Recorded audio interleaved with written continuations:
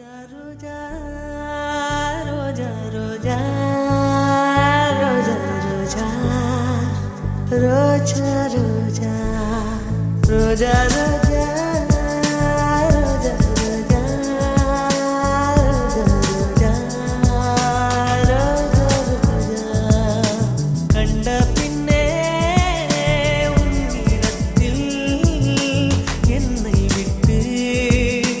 வீடு வந்தேன் உன்னை தென்றத்தில்